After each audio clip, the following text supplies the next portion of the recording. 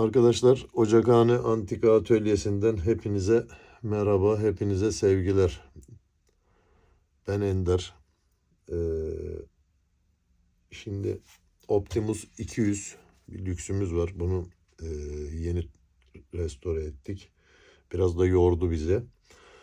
Madem bu kadar yorulduk, en azından dedik ki biz de bunu bir fırsata çevirelim. Normalde paylaşımlarımızda fazla konuşmuyoruz. Aslında buna biraz sosyal medya konusunda olan fakirliğimiz sebep. Ama en büyük sebep çalışırken işe odaklandığım zaman inanın video çekmek falan aklıma gelmiyor. Yani hatta şunu da itiraf edeyim.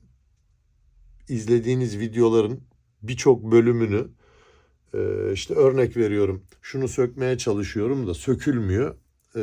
O anda ben video falan hiç dünya dursa benim aklıma gelmiyor. Ha bunu söktükten sonra ya diyorum bunun videosunu çekecektik. Tekrar takıyorum yerine bir daha çekiyorum. Yani aslında izlediğiniz videoları inanın bu şartlarda çekiyorum. Çünkü aslında benim açımdan güzel bir şey. Yani yaptığım işe odaklanmam bizi başarıya biraz daha kolay taşıyor, öyle diyeyim. Şimdi konumuza gelelim. Daha önce hatta Instagram sayfamızda, hikayemizde bir küçük bir anket yapmıştık. Dedik ki bundan sonra söyleşi tadında videolarda paylaşalım mı? %97 gibi bir istek geldi. Bu Optimus'la da bu kadar uğraşınca dedik bunu da fırsata çevirelim hiç olmazsa. Şimdi hem bir lüks lambası nasıl yakılır ondan bahsedelim. Hem de işte kullanırken nelere dikkat etmemiz gerekir gibi. Aslında bu konuyla alakalı onlarca video çekilmiş zaten daha önce ama Ocakhane Antika Atölyesi'nin yaklaşık 20.000 takipçisi var. Yani takipçi demeyeyim, 20.000 kişilik bir aileyiz biz. Ben böyle görüyorum. İstedim ki bizim de kendi kanalımızda, kendi sayfamızda arkadaşlarımızın, aile bireylerimizin ulaşabileceği böyle bir video olsun. Şimdi öncelikle bizim gömleğimiz daha önce bir kere yakıldığı için, denendiği için gömleğimiz şu an beyaz ve sertleşmiş durumda. Şimdi yeni gömlek taktığınız zaman öncelikle şöyle bir şırıngaya alkolümüzü alıyoruz. Bakın bunun lüküsün içindeki küçük alkol çanağına alkolümüzü doldurduk. Şimdi normalde bu kadar yetiyor ancak biz anlatımı tam yapalım istediğimiz için şimdi tekrar bir şırıngamızı dolduracağız. Sıfırdan yakıyormuşuz gibi yeni gömlek taktık. Arkadaşlar bakın şırıngayla şu şekilde komple alkolle ıslatacağız. Şıpır şıpır aksın önemli değil. Akarken takarsınız üstüne. Bunun amacı nedir? Şimdi lüküslerimizin bu alkol çanakları aslında çoğu zaman yeterli oluyor ama biraz da böyle ilk yakışlarda ufak gibi. Şimdi gömleğimizin yaktığımız zaman, yeni taktığımız gömleği yaktığımız zaman önce kararıyor. Daha sonra beyazlıyor ki güzel, verimli bir aydınlatma için de gömleğin beyaz kalması gerekiyor. Zaten gömlek kararırsa lüksün çalışmasında bir sıkıntı var gibi düşünebiliriz. Yani basınç düşük geliyordur. Gerektiği gibi yanmıyordur. Ben şimdi lüksümüz sertleştiği için çabuk kopabilir, çabuk zarar görebilir. O yüzden böyle biraz yavaşça özenerek takıyorum. Şimdi Optimus'umuzun tankını daha önce denerken doldurmuştuk. O nedenle ben tekrar doldurmayacağım.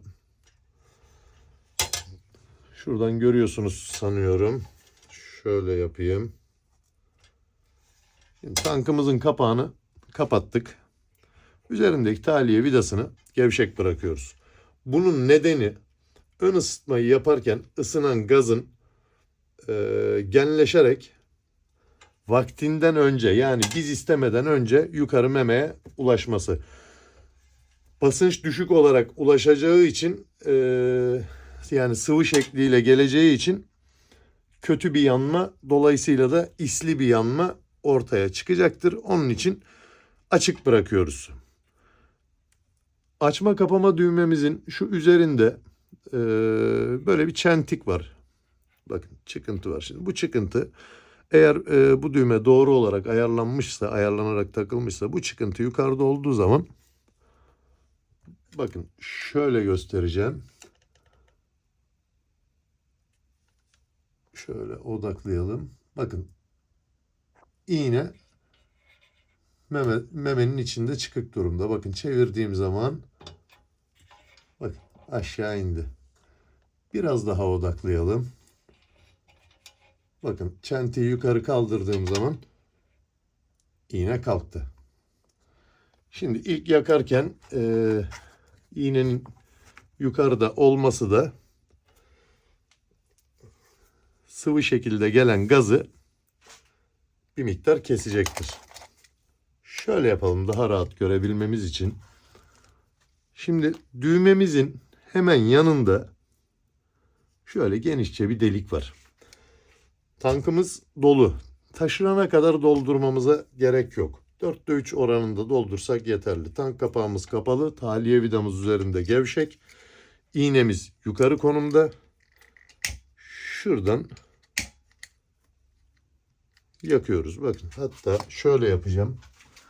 Şurayı da kapatalım ki alkolümüzün yandığını görebilelim. Arkadaşlar, alkolümüz yanana kadar bekliyoruz. Ama yeni takmış olduğunuz gömlek de alkolle yıkanmış olduğu için çakmağa çaktığınız anda pof edecek ve daha harlı bir yanma olacak. Bu gayet normal. Yeni taktığınız gömlek siyahlaşacak ve yandıkça tekrardan beyazlamaya başlayacak. Aradaki fark, biz kullanılmış gömlek üzerinde olduğu için biz bu işlemi yapmadık, ama ben onu da size anlatmak istiyorum. Çünkü videoyu izlerken siz yeni gömlek takmış olursunuz. Bizim gömleğimizde böyle bir şeye ihtiyaç yok. Ya hocam anlattın ama farklılıklar oldu gibi bir düşünce olmasın. Ben o yüzden sıfırdan takmış gibi anlatmak istiyorum. Alkolümüzün yanmasını bekliyoruz. Arkadaşlar, soğuk havalarda, rüzgarlı havalarda bakın lüküsümüzün şu görmüş olduğunuz kapağını üzerine takabiliriz. Isınmanın, yani içerideki ısının dışarı kaçmaması için. Özellikle bakın şu brülör, şöyle yapayım. Şu sarı brülör borumuzun daha rahat ısınması için kışın ya da dışarıda rüzgarlı havalarda kapağımızı üzerine takabiliriz. Kapalı alanlarda kapağı üzerine takmaya ben gerek görmüyorum. Çünkü aşırı ısınıyor. Dalgınlıkla bu kapağı oradan çıkarmak isterken eliniz yanıyor gibi sorunlar oluyor. Alkolü yeterli olmayacağını düşünüyorsanız yine kışın soğuk havalarda, rüzgarlı fırtınalı ortamlarda bitmesine yakın tekrar doldurup 2 kez bu işlemi yapabilirsiniz. Bunun hiçbir zararı, hiçbir mahsuru yok. Şimdi bizim bulunduğumuz ortam bu kadar soğuk olmadığı için, zaten havalar da sıcak gidiyor. O yüzden ben tek sefer yapacağım. Şimdi alkolümüzün bitmesine yakın şöyle bakayım. Evet, hatta bakın şöyle yapalım. Şuradan ben size de göstererek biraz daha doldurmak istiyorum alkol çanağını. Ki anlatımımız da yerini bulsun. Sonuçta 2 kere yapmanın da hiçbir zararı yok. Bir miktar daha doldurduk.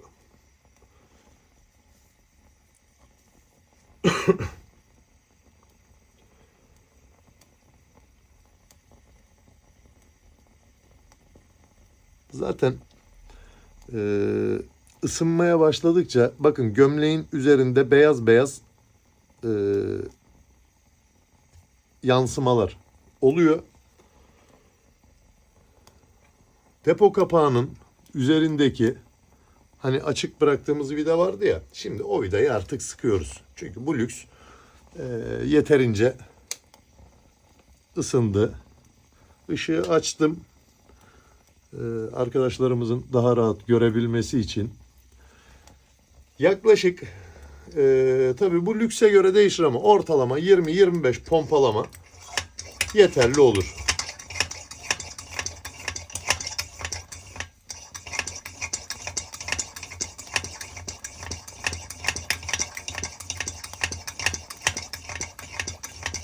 Evet, ben 30 pompalama yaptım.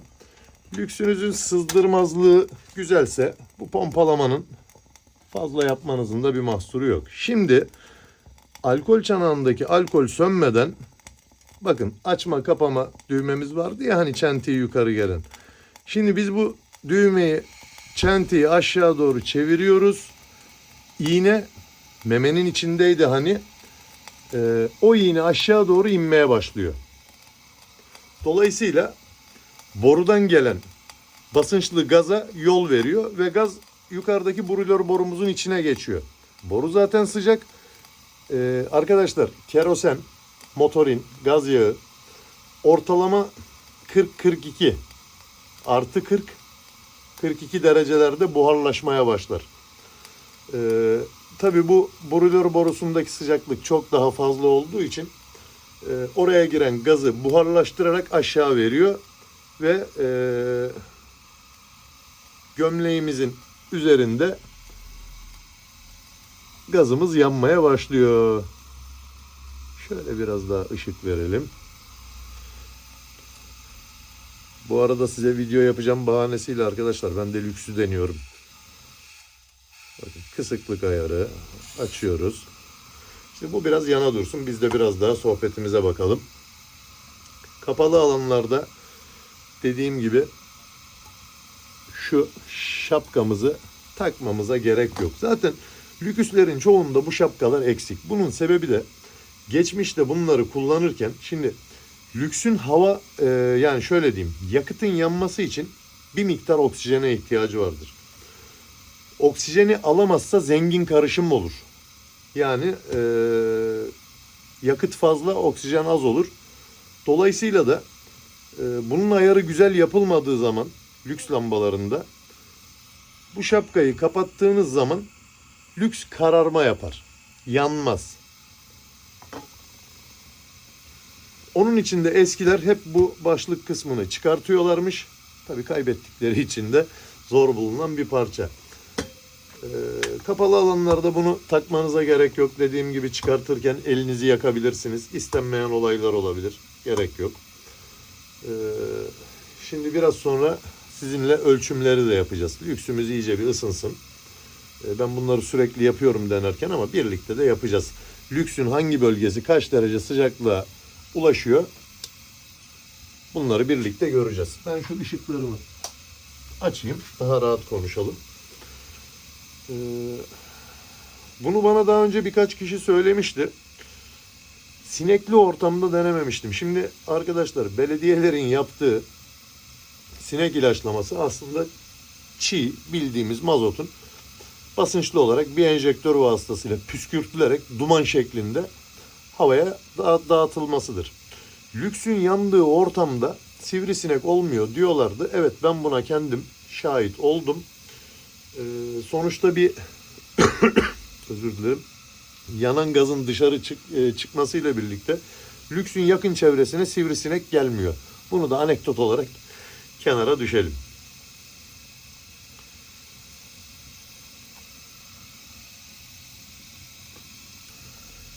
Şimdi tadilatımızı yeni bitirdiğimiz için ısı tabancamızı bulamadık. Isı ölçerimizi. Ama geçmişte yapmış olduğum ölçümlere dayanarak Arkadaşlar şu üst bölge, şöyle göstereyim. Şu bölge ve şapka ve şu şapkamız yaklaşık 250-270 derecelere ulaşıyor. Yarım saatlik yanma sonunda.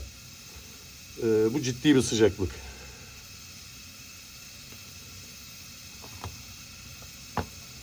Lüksümüzü yaktık. Başta biliyorsunuz bir 25-30 pompalama yapmıştık. Sonrasında bunu sürekli pompalama yapmamıza gerek yok.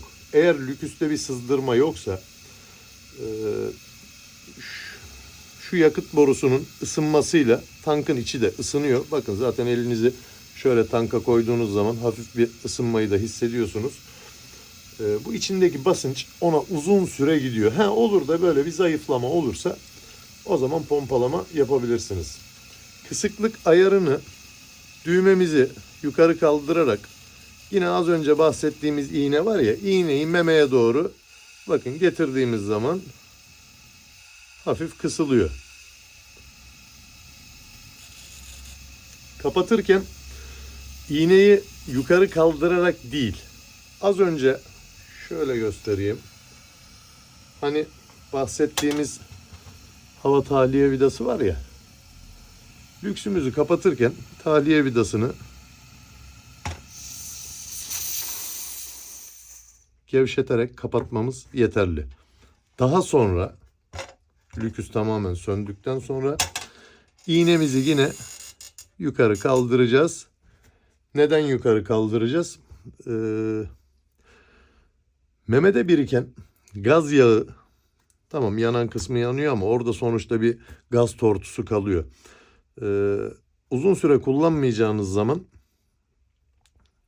memenin içini dolduruyor. Yani bu meme yaklaşık 0,32 milimetre çapında, 30-32 milimetre çapında saç teli inceliğinde bir meme.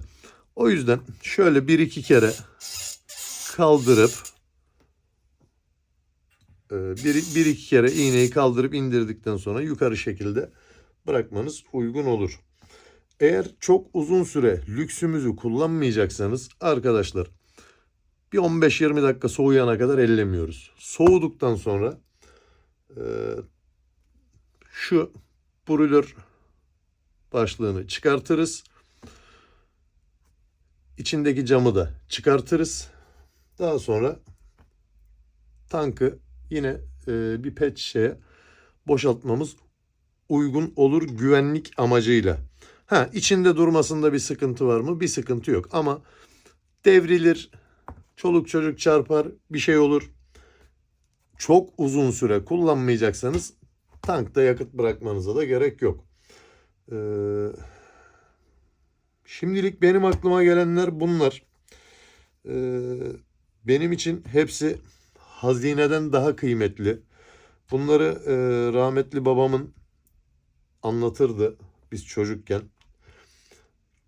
Köylerde özellikle böyle çok zengin, çok variyetli ailelerin evlerinde olurmuş. Fakat her misafire yakılmazmış. Ancak böyle kaymakam, vali, doktor falan gelecekmiş de işte onlar için yakılacakmış. Yani atalarımız bu lüküslere o kadar zor şartlarda sahip olmuşlar ve o kadar zor şartlarda kullanmışlar ki ben bunların hurda halini tekrar elimden geldiği kadar kullanılır hale getirip hayata döndürmekten gurur duyuyorum. Bunu çocuklarımızla, gelecek nesillerimize bu lambaları, ocakları ya da işte eski eşyaları, o dönemlere has eski eşyaları gelecek nesillere taşımamız gerekiyor. Bu benim kendi hobimdi ama Ocakhane Antika olarak biz bu hedefle yola çıktık. Çünkü bunu birilerinin yapması gerekiyor. Bu görevi de ben kendi çapıma üstlenmek gereğini duydum. Çünkü ben bu işten keyif alıyorum, hoşuma gidiyor. Şu lüküs ne kadar eder derseniz benim gözümde paha biçilmez. Değerini bilmeyen adam yolda bulsa eğilip almaz. Ama yine diyorum bunun üzerinde nereden baksan 70-80 senelik, belki 100 senelik bir tarih var. Nice hayatlara şahitlik etmiş, ne olaylara ışık olmuş, tarihi olaylara şahitlik yapmış. Yani kelime bulamıyorum. Şunun değerini anlatacak kelime bulamıyorum arkadaşlar. O yüzden emanetlerimize sahip çıkacağız. Şimdi çok da vaktinizi almak istemiyorum. Lüküsler hakkında benim söylemek istediklerim bu kadar. Yine sizin sormak istediğiniz bir şeyler olursa yorumda yazabilirsiniz. Ocakhane Antika olarak Instagram sayfamız var. Oraya oradan bizi takip edip oradaki DM kanalından ulaşabilirsiniz. İletişim linkimiz orada mevcut. WhatsApp hattımızdan bize ulaşabilirsiniz. Müsait oldukça elimizden geldiği ölçüde yardımcı olmaya çalışıyorum her zaman. Ama sonuçta biz de insanız. Kendimize ayırmamız gereken özel vakitler, özel alanlar oluyor. Bu süreçlerde de evet biraz size dönüş yapmam belki gecikebilir ama mutlaka dönüş yapılır. İzlediğiniz için çok teşekkür ediyorum. Ocakhane Atölye hepimizin hep birlikte geçmişi geleceğe taşımaya devam edeceğiz. Sağlıcakla kalın, mutlu kalın.